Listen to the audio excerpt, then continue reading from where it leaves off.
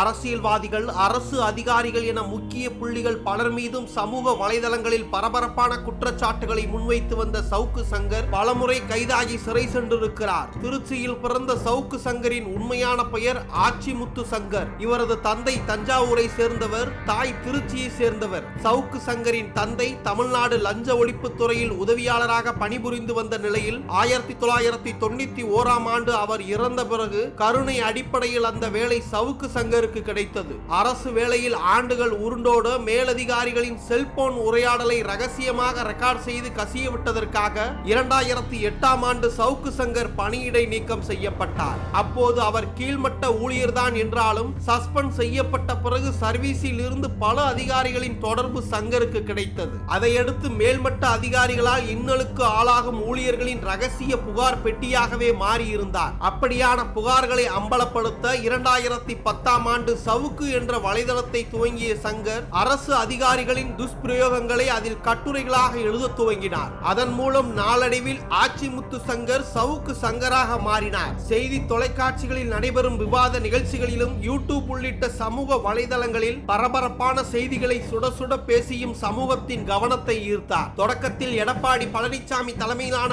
அதிமுக ஆட்சியை கடுமையாக டார்கெட் செய்த சவுக்கு சங்கர் திமுகவின் அபிமானி என்று விமர்சிக்கப்பட்டார். ஆனால் 2021 தேர்தலுக்கு பின்னர் அவரது பார்வை அப்படியே மாறியது திமுக ஆட்சி மீது. அந்த ஆட்சி அமைந்த சில மாதங்களிலேயே அதை கடுமையாக விமர்சிக்க தொடங்கினார் சவுக்கு சங்கர். தலைமைச் செயலர் தொடங்கி ஸ்டாலினின் மருமகன் சபரீசன், உதயநிதி ஸ்டாலின், அமைச்சர் செந்தில் பாலாஜி உள்ளிட்ட முக்கிய புள்ளிகளை குறிப்பிட்ட சவுக்கு அவர்களின் தனிப்பட்ட விவகாரங்களை டார்கெட் செய்து கடுமையாக விமர்சித்து வந்தார். இதனால் கடந்த 2022ஆம் ஆண்டு நீதித்துறை குறித்து அவதூறாக பேசிய வழக்கில் கைதாகிய 6 மாதங்கள் சிறையில் அடைக்கப்பட்டார். அந்த வழக்கு விசாரணைக்காக கோர்ட்டுக்கு வந்தபோது தமிழகத்தில் குடும்ப ஆட்சி நடந்து கொண்டிருப்பதாகவும் திமுகவினரை பற்றி பேசியதால் தன்னை திட்டமிட்டு திமுக அரசு பழிவாங்குகிறது என கடுமையாக குற்றம் சாட்டியிருந்தார் சவுக்கு சங்கர். சிறையிலிருந்து விடுதலையானதும் முன்பை விட திமுக அரசை மிக கடுமையாக விமர்சிக்க தொடங்கினார். ஆளும் ஆட்சியை கடுமையாக விமர்சிக்க தொடங்கியவர் 6 மாதங்களுக்கு முன்பு பெண் காவலர்கள் குறித்து அவதூறாக பேசிய காரணத்தினால் சைபர் கிரைம் போலீசாரால் கைது செய்யப்பட்டு கோவை மத்திய சிறையில் அடைக்கப்பட்டார்.